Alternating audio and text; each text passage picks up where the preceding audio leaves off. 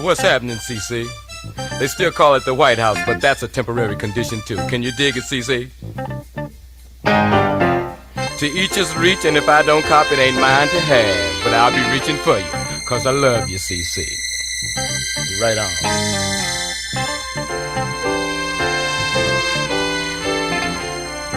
There's a lot of chocolate cities around. We've got Newark, we've got Gary. Somebody told me we got LA. And we're working on Atlanta. But you're the capital. Get down. Moving in on you. Can't you feel my breath? All up around your neck. Hey, CC, they say you jive and game and can't be changed. But on the positive side, you're my piece of the rock, and I love you, CC. Can you dig it?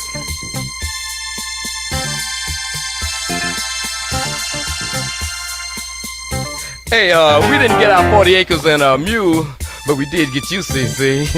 Yeah. Gaining on you. Moving in around you. God bless CC and its vanilla suburbs.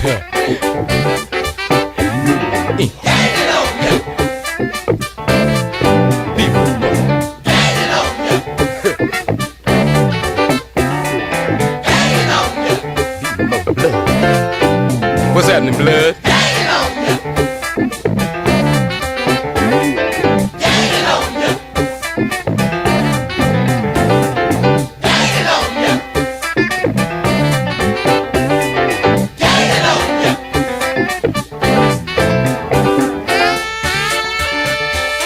Yeah. What's happening, Black? Brother Black. Blood even.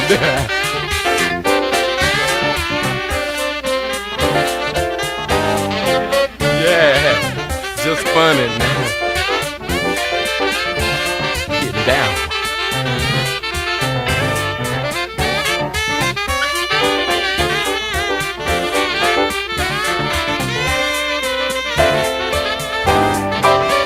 Blood to blood, players to ladies. The last percentage count was 80. You don't need the bullet when you got the ballot. Are you up for the downstroke, CC? Chocolate City. Are you with me out there? And when they come to march on you, tell them to make sure they got their James Brown pass. And don't be surprised if Ali is in the White House. And Reverend Ike, Secretary of the Treasury. Richard Pryor, Minister of Education. Stevie Wonder, Secretary of Fine Arts. And Miss Aretha Franklin, the First Lady. Are you out there, CC? A chocolate city is no dream. It's my piece of the rock. And I dig you, CC. God bless Chocolate City and its vanilla suburbs. Can y'all get to that? Easing in. In your stuff. Can't get enough.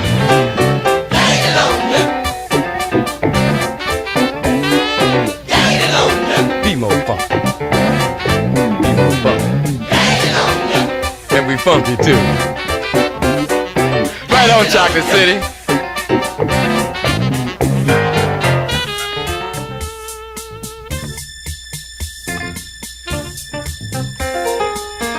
Yeah, get deep.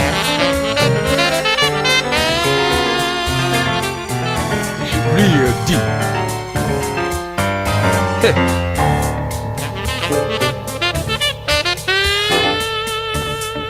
Emo funk.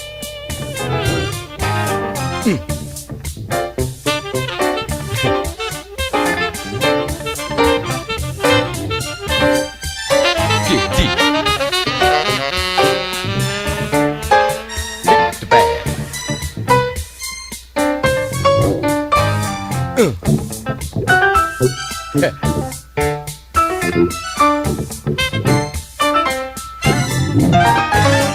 We just got New York, I'm told.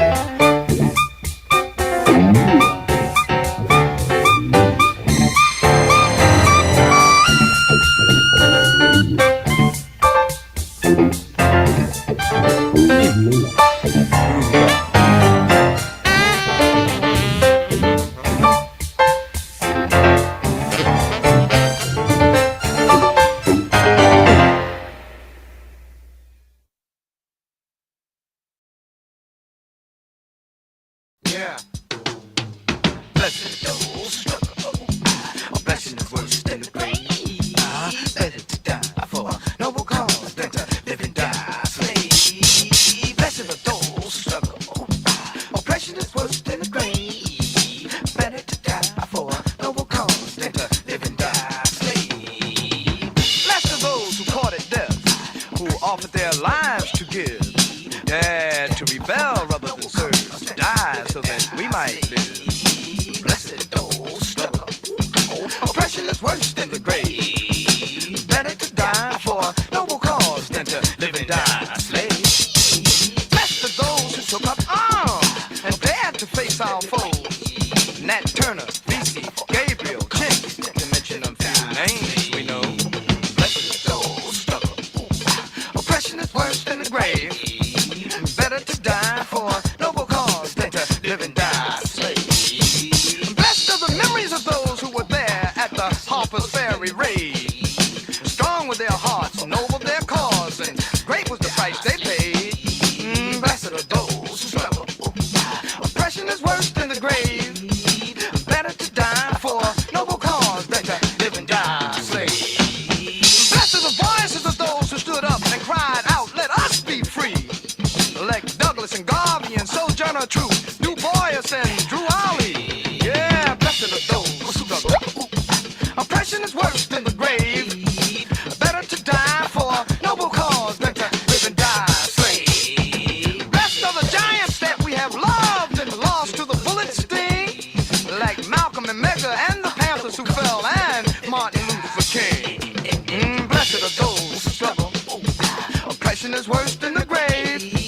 Better to die for a noble cause than to live and die a slave. And blessed are the bodies of those who were hung from the limbs of a sycamore tree, who found into their hope at the end of a rope because they dared to attempt to be free. Oh, blessed are those.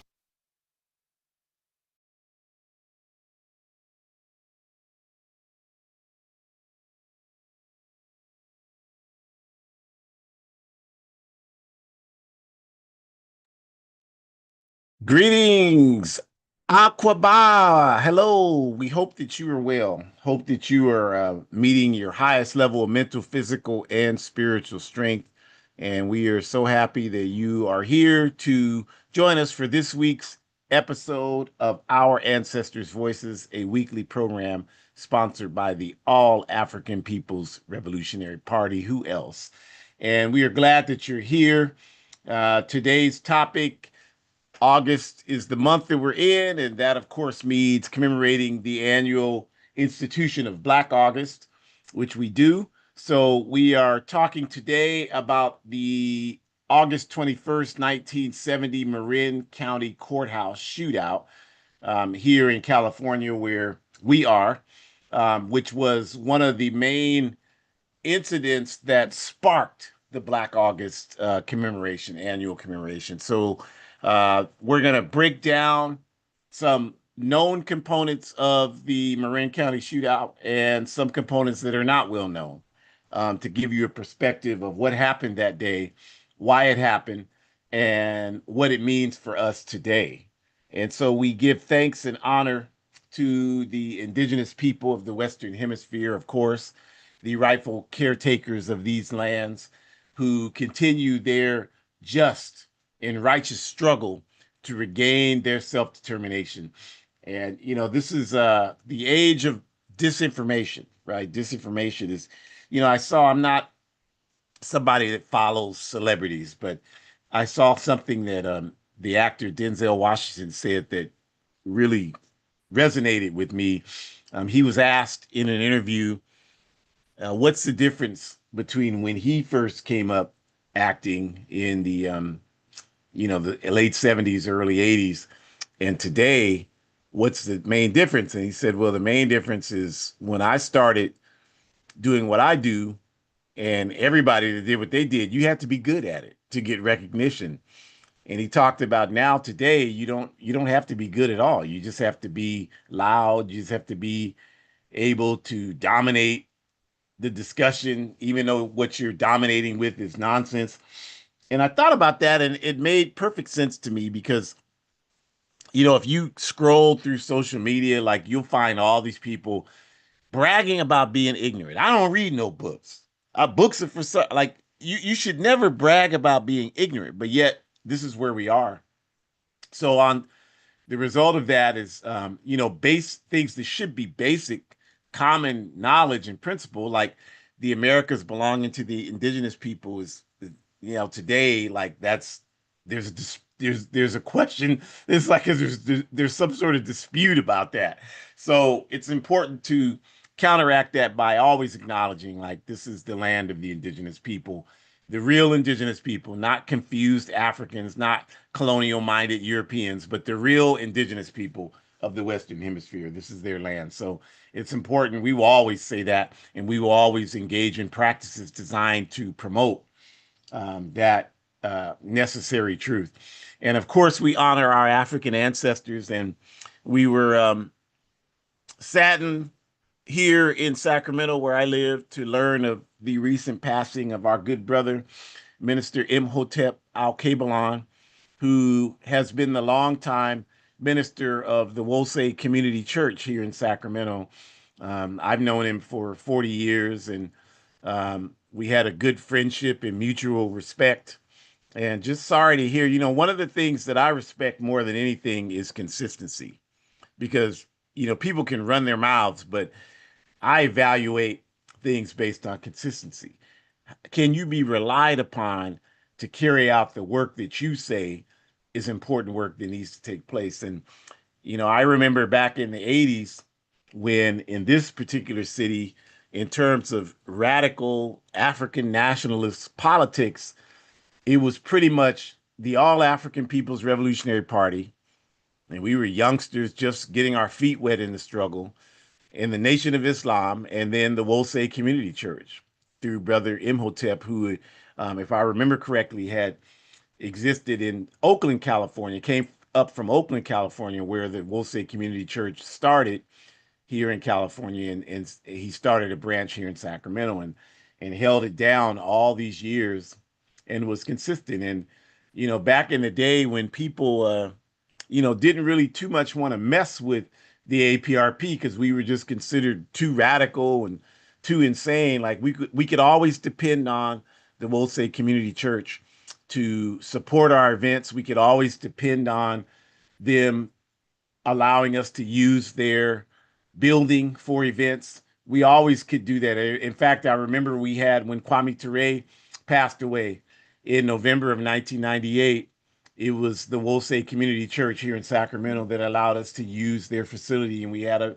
100 some odd people come out so we could pay tribute to the life of Kwame Ture. So big loss by losing Brother Minister Imhotep here, and I'm saddened by it. I feel like when you get to my age, it really feels like it becomes a question of us fighting this war, this unprecedented war we're fighting right now, and the soldiers that we need to fight it are just disappearing.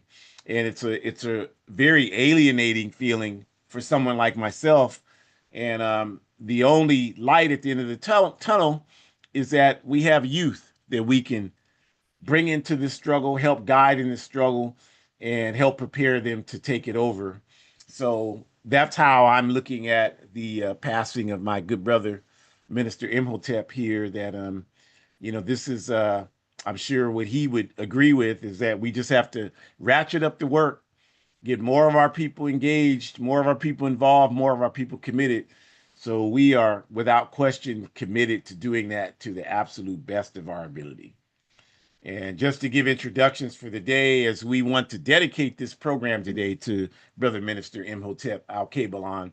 But our Ancestors' Voices is again a weekly program sponsored by the All African People's Revolutionary Party, the APRP.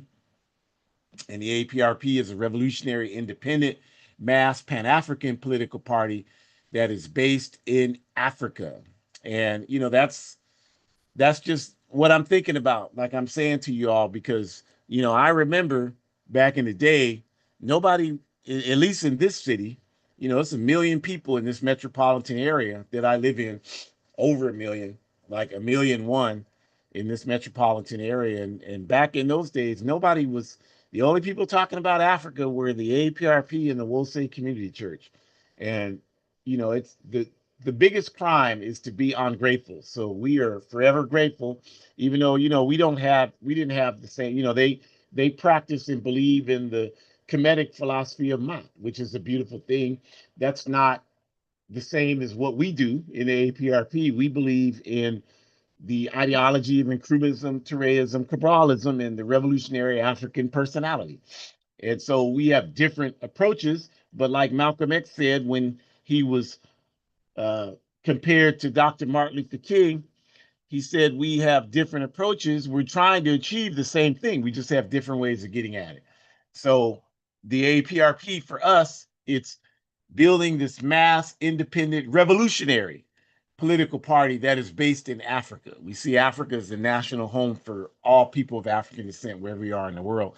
And Pan Africanism, we see as defined correctly as the revolutionary process that brings us one unified socialist Africa. So that's what we're fighting for. And our work to bring about Pan-Africanism is devised in a strategy that we adhere to in the Handbook of Revolutionary Warfare, written by Kwame Nkrumah, the cover of which is on your screen there. And in that book, Nkrumah lays out the strategy to unite all of the revolutionary Pan-African formations on the ground in Africa who agree with the definition of Pan-Africanism being one unified socialist Africa. That's what makes it revolutionary.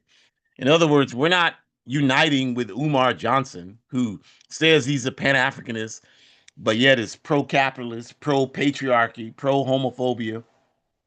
And I'm not dumping on him because of his latest woes. You can check my record. Like I wrote about what I just said 10 years ago about him. So, we're talking about genuine Pan-Africanism, which has to be anti-capitalist, has to be anti-white supremacy, has to be anti-patriarchal, and has to be anti-homophobic and anti anything that's anti-humanism, because we want to organize every African, no matter where they are on the planet, and no matter how they approach their day-to-day life. We want them in this struggle for justice. So that's who we are.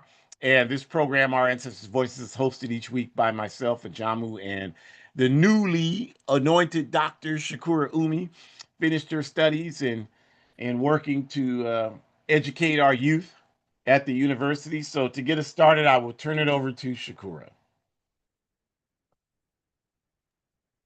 Oh, thank you, Baba Jamu. I appreciate you. Thank you. Greetings, everyone. What's going on? So we are very, very saddened by the loss of our comrade Imhotep, Uncle Imhotep. I appreciate your words, Baba Jamu, and I'll just say I am just determined to continue to, carry the legacy, the spirit that Comrade Imhotep always carried with himself. I just remember him being such a pillar of the community. I definitely felt, like I could go up and talk to him as a young person, and I always felt like he would face my challenges and problems with honor and respect. I never felt like he dismissed me or made me feel less than, which is not as easy for all people to do, especially when it comes to interacting with people of different age groups than them. So I always appreciated that. I definitely remembered seeing him at all the events, the community events, especially the Kwanzaa ones.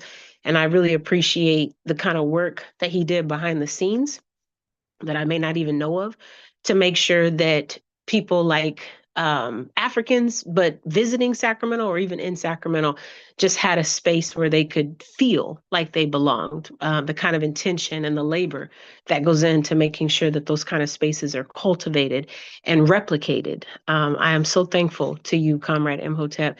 And I thank you for continuing to watch over us even today, because as you know, this work is not done. But we thank you for the legacy that you have created, and we're sorry to see you go. It's really hard to accept that you are no longer here. So, yes, I echo what Baba Jamu said. This seminar is dedicated to you, comrade. So, as we talk more about other really incredible ancestors, you all, that we owe and pay homage to, we should start by thinking about how the banking and the insurance industries were built off of chattel slavery, especially in the US. And really, that was one of the first mass incarceration systems. After the end of slavery, the capitalist system created a process where African, indigenous, and even poor European white people were arrested and convicted in discriminatory ways. As a young white activist said it best, quote, I grew up in the suburbs. Had you come to my high school, you would have seen more drugs, guns, etc., than at any inner city school. The difference, no police were looking for us, end quotes. And so I think it's important for us to just start by thinking about, the base, right? This foundation of where we're coming from, because we can easily think about how mass incarceration has progressed and it has changed over time, and even what that looks like today compared to what it looked like back then. But I also think it's important to really emphasize how a lot of the challenges that I think we are facing as a people, and really the position that the party is taking, is that we're really trying to help people understand that unless you have, done some really good research when it comes to understanding what this society has really done in terms of dehumanizing groups that have been deemed as less than, then you're not really in a position to truly understand how much work has been done or how much work is already being done. And to the point where, making comments where you're saying that there's more that needs to be done or there's not enough people doing something. Well, that's an assumption for you to say, because that means that you've already assessed what's already been done. And there's no way for you to have assessed what's been done, because then you wouldn't say that nothing is being done. Did you see what I did there? So I think it's important for us to really think about that, because my favorite part of anything when we think about oppression is always thinking about how the victim, the groups who are victimized, are usually the ones who are exploited the most. And because of them, the empire is able to establish its groundings. That's been the constant denominator throughout any example in time that you can think of. And so why would the transatlantic slave trade be any different when we think about how banking industries, insurance industries, even to this day, I remember Baba Jama, I don't know if you remember this, but when I was in middle school, I needed to get a lock for my locker so that I could have a place to put my book bag, but also, keep my PE clothes in there. And of course, we went to the store to get the lock. And to this day, I only remember one company, Master Lock. And so I picked it up off the little rack and walked up to my dad. And he was like, are there any other ones that you can pick from? And I'm like, no, because even the ones that were keys were still made by Master Lock. And I had a combination lock. Not that it mattered, it was still the same company.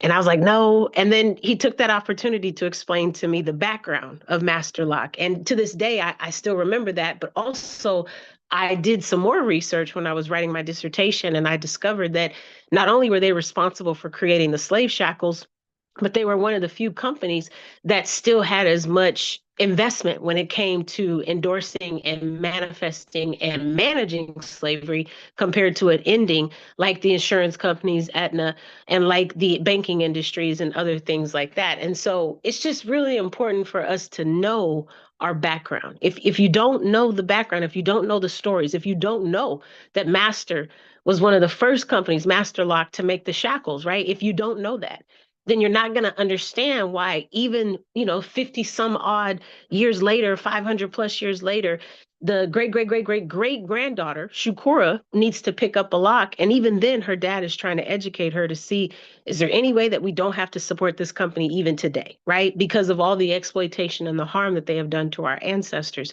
So that's really key. That's really key, especially when you think about like how you want to contribute and what your legacy needs to be. I'm not sure if those are questions that you ask yourself when you wake up, but they should be, because we are living in a time where we need as many people who are worthy and willing to step up. And when I say worthy, I mean, are you interested in sacrificing for someone else? Because by that definition, you are worthy. It's when you become self-centered that we have a different conversation. Next slide, please. We're going to be talking in great detail about several individuals who demonstrated not only their worthiness because of their self-sacrifice, but also because they just weren't in a position to be self-centered and selfish. And again, like when we encourage you to think about what it means to resist the systems, what it means to be anti-capitalist, what it means to be anti-imperialist, it's taking those intentions, it's taking those steps where you are trying your best to not practice what it means to be self-centered. What are the little things that you're doing on a day-to-day basis to practice consideration and to practice community and ethics instead of selfish selflessness, excuse me, not selflessness, but selfishness and self-centeredness, right? You heard Baba Ajamu mention earlier, we have the revolutionary African personality. Well, maybe you're not African, and that's okay. But what is your revolutionary blank personality? However you identify, you can plug that in. And I can tell you right now, that's one of my favorite parts of the All African People's Revolutionary Party, because it really raises the question and really raises the question. So when we are not in organizing spaces, when we are not on this Our Ancestors' Voices seminar, when we are not in work study, when we are not on an administration committee meeting, how are we carrying ourselves? Are we practicing the principles and ideologies that we say we believe in when we're in those organizing spaces? So when we are at the golf course, when we are at the car wash, when we are at the groomer, when we are at the barbershop, when we are at the restaurant about to order and they bring out a dish that's not ours, or they make us wait 20 minutes before they service us, how are we responding to those situations? Even if we are not members of the All African People's Revolutionary Party, most of you believe in socialism. Otherwise, you wouldn't be listening to this seminar. Even if you don't know what socialism is, you are attracted to the things that are said on this seminar, and you are repeatedly coming back because you know deep down that there is a better way to treat individuals and people deserve respect. You know that. Otherwise, you wouldn't be coming every week. This will be a waste of your time otherwise. So because of that, that means that you understand that this is a part where we have to actually practice what that looks like when we are now being disrespected. How do we carry ourselves? Do we use humanism to still manifest what it is we're trying to do? Do we practice collectivism? What are we doing in these spaces so that we can do what needs to be done? How are we defining collectivism? How are we engaging with that? How are we having those conversations? Are we ashamed and scared to tell people that we practice collectivism, or are we standing on truth and on principle because we understand that ultimately that's the only way for any of this to change? And do we also acknowledge that in order to enforce and to push collectivism, that means we need to first acknowledge that capitalism is the opposite, meaning selfishness and self-centeredness. And so now we need to resist that and acknowledge that and resist it. And so then try to practice another way, try to practice another method so that we can still hold truth to what we are. That's how you continue to build who you are. And therefore, it doesn't matter if you're in an organizing space or not, because you are who you are all the time. You are a revolutionary blank person all the time, because that is your practice and personality. And therefore, you're now inciting those beliefs, irregardless of what it is you're doing in your life. You are practicing those things and you are doing that. So this is where we start to see what that really looks like, because we're going to be talking about some comrades, and we can start with Kwame Ture, who said that we, meaning Africans, have burned this country, meaning the US, from plantations to cities. Touré's statement reflects the reality that African people have consistently, contrary to popular opinion, struggled resolutely against our oppression from slavery to today. Oppression breeds resistance all the time with us. And we can continue to think about so many different examples. I was thinking about Malcolm today. I was listening to one of his speeches, and this is the speech that he did in Harlem right after his house was bombed. And he talks about how at the beginning, he's asking the audience to excuse his appearance because he takes great pride, or he took great pride in how he looked and how he appeared when he was giving speeches. And he wanted the audience to understand that he didn't have the clothes except for the ones on his back. Everything else had smoke scent and, smelling, and he didn't want to walk around smelling like smoke. But he also said, but, you would think that something like that would defer me, but that's how you know that I am doing exactly what I'm supposed to do. And I'm paraphrasing. He didn't say the words that I'm saying, but he did, paraphrasingly say, I am doing something right if somebody is trying to bomb my house. And therefore, I'm going to keep doing it. And then he took it a step further and he said, my partner, my wife, she understands. And she's in total support of what I'm doing. Even though her house was just bombed, she is not trying to stop me from doing this work. And then he said, even my daughters even understand in their young minds. I love how he said that. In their young minds, they have an understanding of this work, why it's so important and why I'm doing it. And then he said, and really, if you think about it, I would rather they have a father or a partner or a husband or a brother, depending on the relationship, that is willing to stand for something and stand on principle. And the audience started clapping at this point versus falling for anything and being a victim to the system that's already trying to oppress him. So at the end of the day, we have this opportunity where we've always had the resistance inside of us.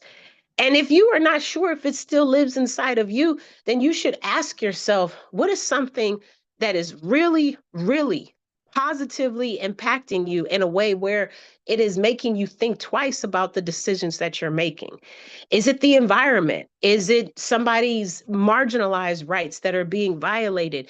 Is it the way that we are not getting a livable wage? Is it the way that we can't afford groceries? Like, whatever the thing is that gets you out of bed, that pumps you up, that gets you motivated, you should be organizing around that.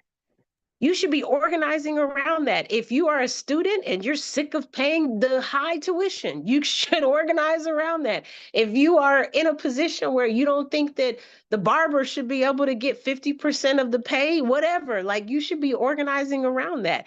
The worst that can happen is that it won't be long lived, this organization that you're starting, but you can at least get the experience with understanding what it means to fight. And I think more than anything, people have lost what that sensation feels like. They have lost that. So therefore, they feel tired, they feel hopeless, and they feel like nothing can be done to fix the problem, when that couldn't be farther from the truth. First of all, we would have to research all the things that are already being done to assume that nothing is being done, because that's simply not true. There's several things that are being done. And second of all, even if everything being done doesn't work for you, then that's where you take it a step further and you establish another entity that is still fighting against. I think as long as we have breath in our bodies, we should be resisting, because the minute that we succumb to resisting, that means we are accepting and therefore consenting and permitting the mistreatment, the dehumanization, the unethical practices to take place. And we can't give into that, you all. We cannot give into that. We cannot succumb to it. We cannot fall down. We cannot back down. We have got to stay strong. We have got to stay strong. We owe it to ourselves because we deserve a better life. We owe it to our communities. Our community members deserve a better life. Our families, our children, our parents, our siblings, anybody who deserves a world that is better for them deserves for us to keep fighting. And they may not be ready to join forces with us yet, but that's why we encourage them to support some other kind of way. They could join an organization or they can donate to a Pan-Africanist organization. But there's so many different things that people can do to keep fighting. So we can't give up on that. And if you're not sure, you can think about some of those ancestors that we're about to talk about and that we've already talked about, who, again, were worthy and willing to put their whole life on the line, just so you and I could be on this seminar today talking about them and how they are still influencing us. And as they're watching over us, they have expectations that we need to yield. We cannot let them down. Ashe. Ashe, Ashe, Obrigada, Midasi, Asante Sada. Thank you. Thank you, Shakura. Just for historical accuracy, I just want to note that the speech you referenced that Malcolm gave on February 14th, 1965, he actually was in Detroit. He left New York, where his house was bombed, and got on a plane. I mean, as amazing as that is, after your house is bombed, and went to Detroit, rather. So that's where that speech took place. But we want to talk about getting into August 21st, 1970, the events that led to the Soledad brothers, because that is an important element of what happened during that time. And George Jackson, who is the African on the right side of the picture there, he was a young man from South Los Angeles. At 17 in the 1950s, he was arrested, late 50s, and sent to prison for some, irrelevant activities that they deemed criminal. And he was incarcerated in California all throughout the 1960s. But once he was in prison, he eventually gravitated towards an African who was also in the picture there named W.L. Nolan. And W.L. Nolan ended up spending a lot of time with George Jackson, helping George learn about the class contradictions within this capitalist society and how it was our responsibility, like Shakur said, to organize against this system. And that's what really, based on all the people who were there in Soledad, in San Quentin prison, those were the events that really helped radicalize George Jackson and help him form into the person that he eventually became. It was actually W.L. Nolan and George Jackson who were credited with helping found the Black Guerrilla family, who now today the Black Guerrilla family is located in prisons all over the U.S. But back in that day, when it was founded here in California as a prison organization for Africans who were incarcerated to protect and defend themselves. And the Black Guerrilla Family, or the BGF, as they have been known over the years, they practice Swahili, they practice discipline, and they had a mission that was not primarily focused on criminal activity. I'm talking about when it was founded. Eventually, the forces of COINTELPRO, that's a whole different workshop, which we are happy to do, but they came to sabotage a lot of the positive elements of the work of the BGF, and it became that. But all during that time, George Jackson also became a field marshal for the Black Panther Party, right? So this was what George Jackson developed into. On January 13th, 1970, in Soledad Prison, W.O. Nolan was shot and killed during a prison yard uprising between African incarcerated people and European incarcerated people. And it's believed by those of us in this movement that the prison officials used that uprising as an excuse to assassinate Brother W.L. Nolan. And so that's what happened. But shortly after that, the prison guard who was deemed responsible for shooting Brother Nolan was thrown off of a fourth-story tier in Soledad Prison. And George Jackson and a couple of other incarcerated Africans were accused of killing that prison guard, and they became known as a result of that as the Soledad brothers, right? And so this was what was happening. And I remember, I grew up in San Francisco, so I remember all of this happening because it was right there, right? And so leading up to the Courthouse shootout. Now, Johnathan Jackson was George Jackson's younger brother. And in 1970, Johnathan Jackson, who's in the picture on the screen holding the two long rifles, he was himself 17 years old at that time. And he was someone who was, by all who knew him, a very old soul, very serious soul for someone who was only 17 years old. And he was deeply committed to and influenced by his older brother, George Jackson. And he wanted to do something about it. He understood that a lot of these Africans that were incarcerated, like the late Geronimo G. Jaga said, when I got a chance to meet him years ago, before he moved to Tanzania, after he had spent 27 years wrongly incarcerated in this country, framed by the Federal Bureau of Investigation. He told me every African in there, everybody's a political prisoner, African, non-African, because the reasons, even if they committed some crimes, if they had better social conditions, they would not have had to engage in those actions. So their reason for being incarcerated is a political reason. And that's absolutely correct. So Jonathan wanted to do something to aid his brother. And a couple of people who were connected to the Soledad brother case had a hearing in the Marin County Courthouse. And if you don't know, Marin County is in the Bay Area. It's just over the Golden Gate Bridge, just north of San Francisco. On the southern end of the Golden Gate Bridge, you have the city of San Francisco. On the northern end, you have Marin County. And Marin County is the richest county in California. Still to this day, that's true. And of course, California is the richest state by far in this entire backward cesspool country.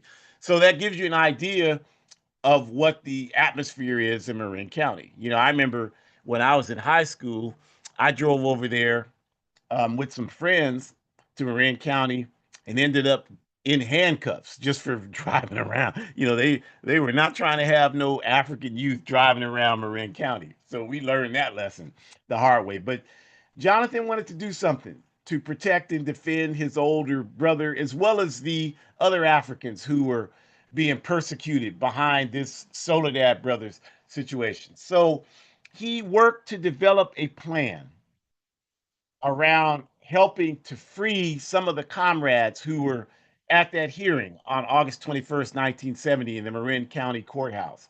William Christmas was one of them. Rochelle McGee was another one.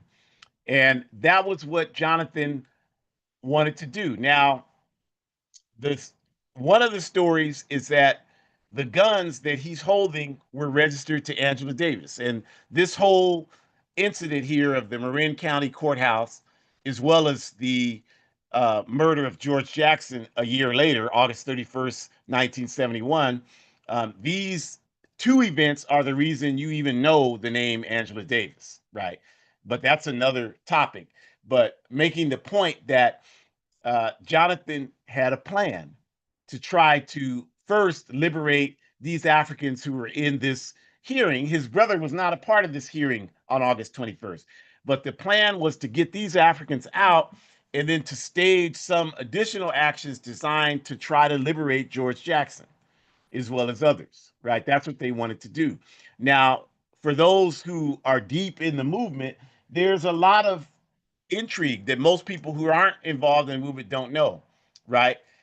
If you know the story, Johnathan Jackson showed up at the Marin County Courthouse on August 21st, and he busted in the doors of the courthouse where these Africans were there for their hearing.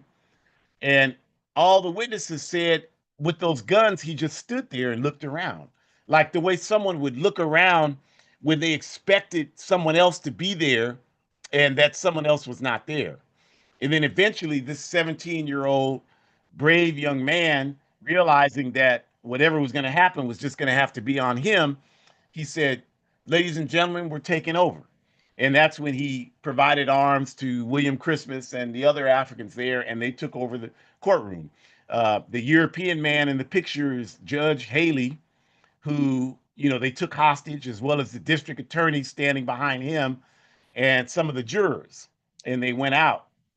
But the point I wanted to make about Johnathan coming in the courtroom is some of the behind, for those of us who were like raised by members of the Black Panther Party and mentored by them, the discussion around this is that the Federal Bureau of Investigation, you got to realize this was 1970, right in the middle of J. Edgar Hoover's counterintelligence program against African liberation movement organizations. And between 1967 and 1971, there were almost 300 actions carried out by the FBI to sabotage the work of African liberation organizations. Some of those actions were carried out against the Republic of New Africa, some of them against the Nation of Islam, some of them against the Revolutionary Action Movement, some of them against the US organization of Dr. Maulana Karenga.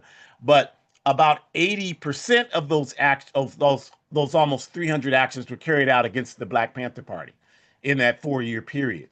And because of that, what the discussion is around what happened on August 21st is that the FBI somehow got wind of Jonathan's plan. And instead of stopping it, they wanted to allow it to happen so that they could sabotage it and discredit people affiliated with the Black Panther Party and the African Liberation Movement. And, there are different stories, but one of the stories is that the people that Johnathan was expecting to be in that courtroom to assist him were FBI undercover informants. And so to sabotage that effort, they were not there. And one of the other things, one of the other related stories to that is Geronimo G. Jaga, who was known as Geronimo Pratt then, was um, one of the leaders of the LA branch of the Black Panther Party after the FBI COINTELPRO instigated assassination of apprentice Bunchy Carter and John Huggins on January 17th, 1969 at the UCLA campus in LA. Geronimo, returning from the Vietnam War, was the person that Bunchy appointed to lead the LA branch of the Black Panther Party. And Geronimo somehow became aware of FBI sabotage of Johnathan Jackson's plan for August 21st, 1970, and tried to stop it from happening. That's some of the talk again that has been engaged for decades around this, and some of this is the reason why when the FBI moved against Geronimo and accused him of killing the European woman in Santa Monica on the tennis courts in 1968, when he was clearly at a central committee meeting for the Black Panther Party in Oakland, California, when that woman was killed. And there were all of the central committee members of the Black Panther Party were there. Emory Douglas, Bobby Seale, John Seale, Huey P. Newton was not there because he was in prison at that time. But Elaine Brown, all of these folks were there at that meeting.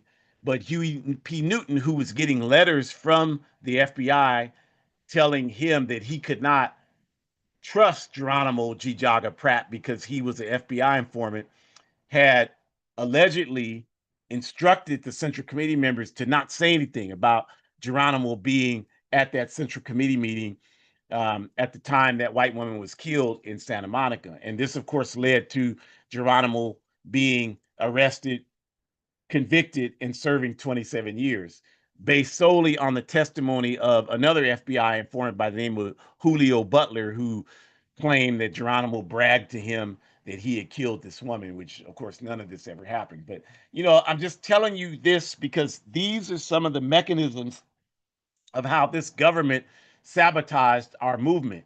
And what they wanted to do on August 21st is annihilate these Africans. So they didn't give a damn. I'm talking about the state.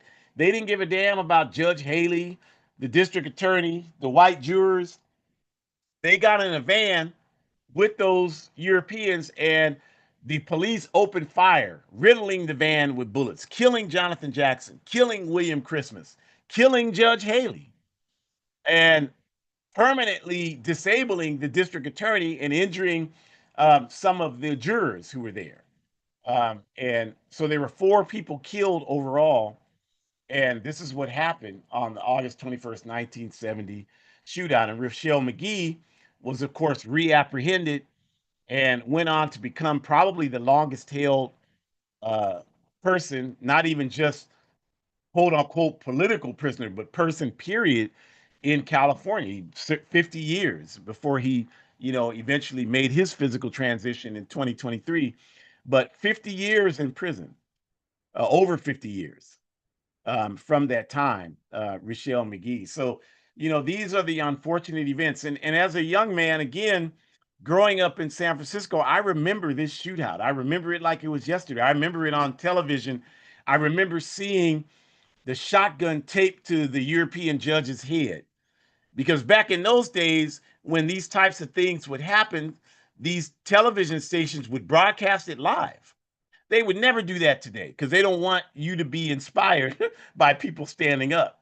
And they don't want you to see the forces of the masses of people being victorious. So they never broadcast anything like that live today. But back in that day, 1970, they would do that. And I remember watching it. I remember my dad was watching it, and I was 8 years old, and I was asking him what's going on. I saw these Africans, so I knew it had something to do with our people. I saw they had guns, but you got to understand, I grew up in the Bay Area, the home of the Black Panther Party. So, I didn't grow up with all this accommodationist thinking, this bow down to the system thinking, this cowardly thinking.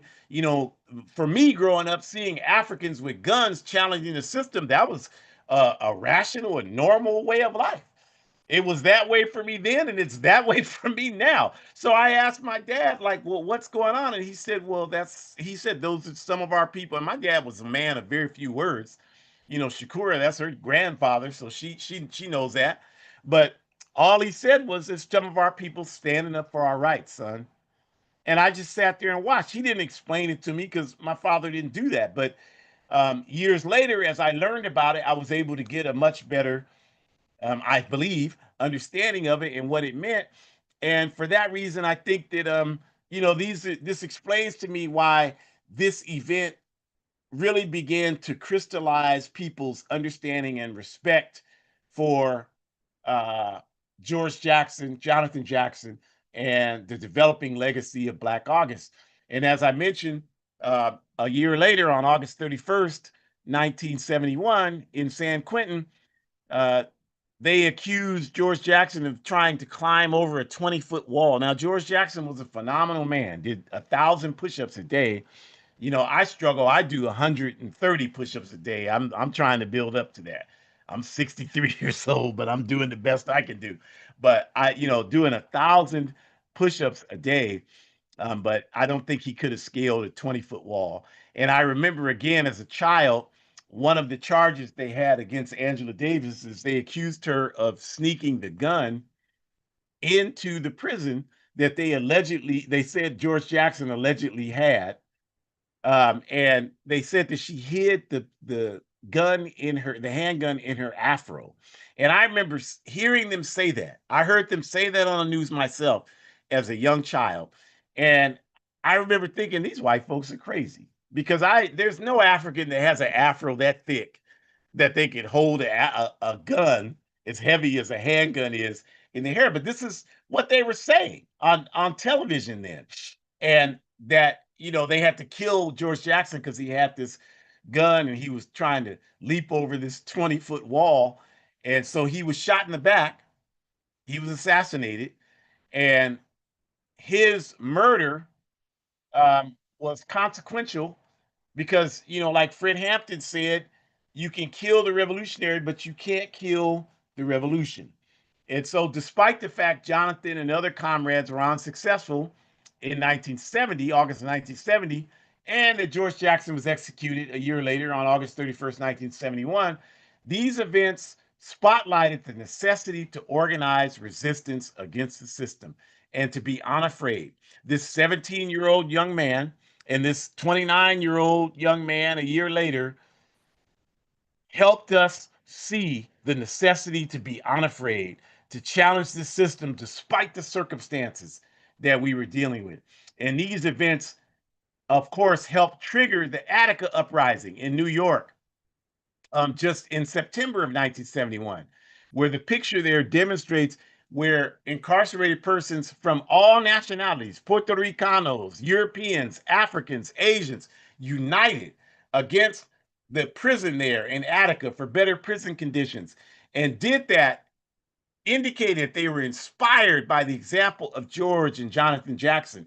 And that's significant because just like at the Marin County Courthouse the year before, the state police, under the direction of Nelson Rockefeller, who was the governor of New York at that time, part of the ruling class capitalist Rockefeller family, the same way they did at the Marin County Courthouse, they just unleashed unprecedented violence against the people incarcerated, even though the prison guards that they took control over all testified that they were treated well. None of them were mistreated at Attica.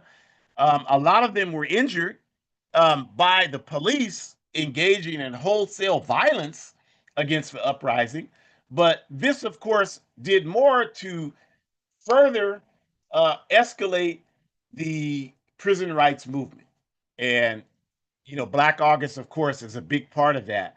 So these are the events that really kind of triggered that and made it happen. And so, what we will always say about that is these events, triggered the Attica uprising, but they helped pave the way for further prison resistance, which is helpful fuel in a broader social justice resistance mind frame. So since we're revolutionary Pan-Africanists, I know there's some people who, they want to look at Black August as just simply a question of George Jackson, Johnathan Jackson, and we respect that.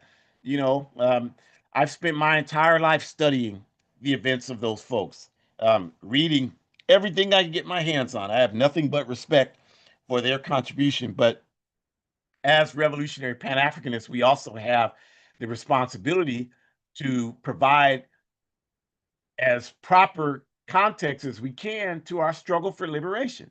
So for us, it always makes sense to broaden our perspective of the struggle. Our struggle is not just here in the United Snakes of America.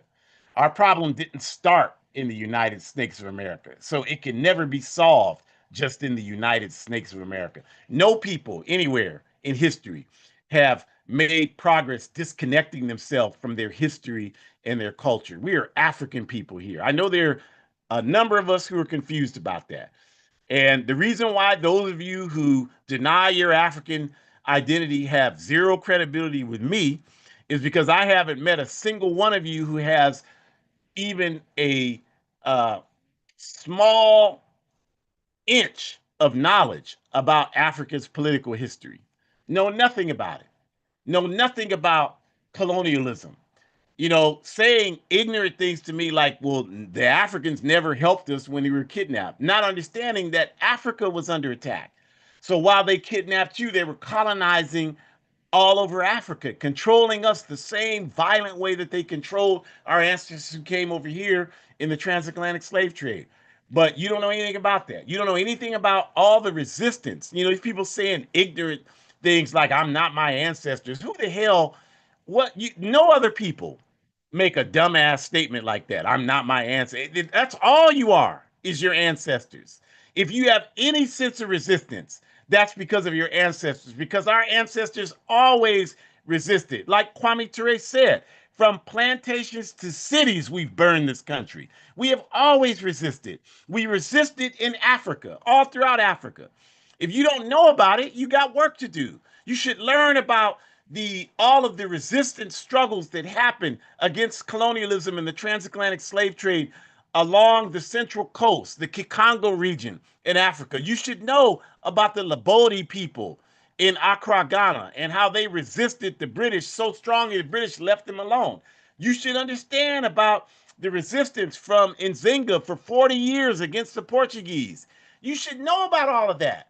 All the resistance in Africa against this that we fought. C.L.R. James wrote a book, Pan African Slave Revolts. There were over 300 African led slave revolts. And you sitting here talking about we didn't resist. If I would have been back in slavery, I would have never accepted it like they did. What a dumbass thing to say. And then I had someone say that to me recently, and I said, well, what are you doing now? What organization are you in? Oh, I'm not in any organization. Okay, so then what that tells me is that you would have done the same thing then that you're doing now, not a damn thing, but run your mouth. That's what you would have done 200 years ago. If you ain't doing nothing now, then that tells us what you would have done 200 years ago. But the point is that we are African people. And so, because we're African people, we're a part of the international African struggle for self determination, which is rooted in the exploitation of Africa. The wealth of the Western capitalist world exists because of Africa being exploited. The diamonds, the gold, the uranium that lights up the Eiffel Tower in Paris, France, the coltan that runs your cell phone and your laptop, the cobalt that allows you to charge your cell phone. All of these things, Africa provides the wealth. The fact that if you've eaten chocolate, 75% of the chocolate products come from Ghana. So this is how wealth, and Shakur talked about how the transatlantic slave trade fueled the banking industry, fueled industrialization and the development of the capitalist system, fueled the insurance industry. This is all of these things are a reflection of the theft and exploitation of Africa. It's not just about America and the US. This is just one of the things that happened to us. It's no different than our family members in the Caribbean or South America or anywhere else or in Europe or Canada. It's the same thing. So we want to broaden that. And when we talk about political prisoners, we're also talking about people like Kwame Nkrumah, who was in prison. We're talking about people like Amilcar Cabral. Patrice Lumumba was in prison. We're talking about people like that who were also, in our view, a part of Black August because they're fighting for African liberation. We're talking about Mangaliso Sobukwe, Robert Sobukwe in Azania, South Africa. And I look forward to going there. We're all set to go there in January. And I want to go to Robben Island so I can see where Robert Mangaliso Sobukwe was incarcerated there. I mean, Nelson Mandela was there too, but I'm really my interest is in Robert Sobukwe because Robert Sobukwe was the Pan Africanist, and that's my life, that's my vision, that's my work, the work that he did. So this is how we have to see it, and we have to take care of our political prisoners, and we still have many of them. We have uh, um, Mumia Abu Jamal, we have Jamil Abdullah Alameen, we have so many political prisoners. But we also have to continue the work that landed them in prison in the first place. So, how are you saying you're pro Black August because you write a letter to them? That's great, you're writing a letter, but you're not in any organization advancing the struggle for African liberation that landed them in prison in the first place. That has to be as much, if not more, a part of what you're willing to do than writing the letter. All of it should be consistent. All of that can be true. It has to be true. So this is our message about this. This is the inspiration that we get from the Marin County Courthouse. Every time I think about it, and I think about it all the time. I grew up when it was happening. I saw it take place. It's been a part of my subconscious my entire life.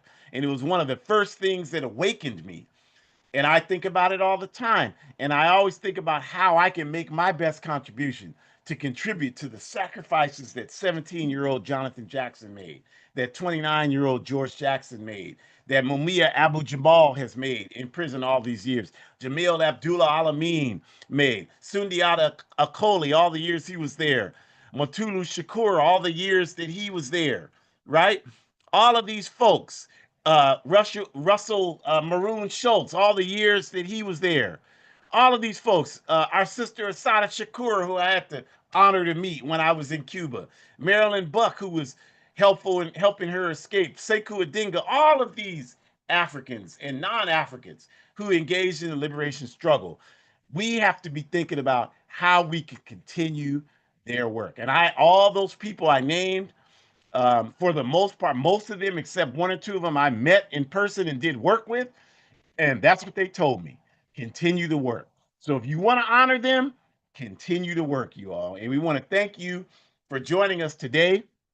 We invite you to next week's program, August 31st. We're going to talk about unknown African revolutionaries assassinated by imperialism. We know the ones who were overtly assassinated. El Haj Malik, El Shabazz, Malcolm X, right?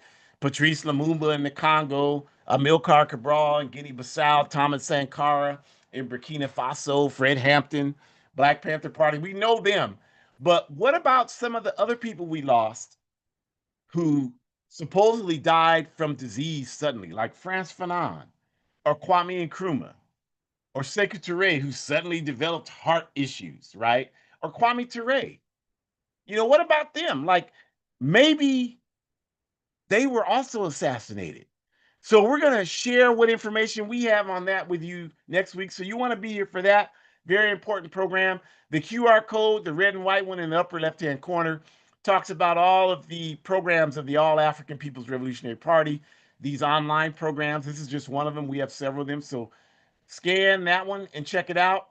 And then we have a Forward Ever shop, you all, where you can order hoodies and clothes that support the African Revolution.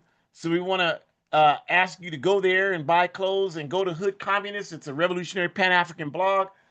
You can find out how to get there through that QR code. You should submit articles there. I'm a constant contributor to Hood Communist. Had an article in there last week. So check it out, you all. And then every week we have self-defense, community defense classes here. Again, for the foreseeable future, this program, we're dedicating it to our departed brother here locally, Minister Imhotep Al-Kabalan, who has been a force of positive African forward progress in this city of Sacramento for decades. I've known him since the 80s, like I mentioned at the top of the program, and just shocked and saddened by his loss. And that's a lot of shoes to fill here in this town. But we're going to continue this work.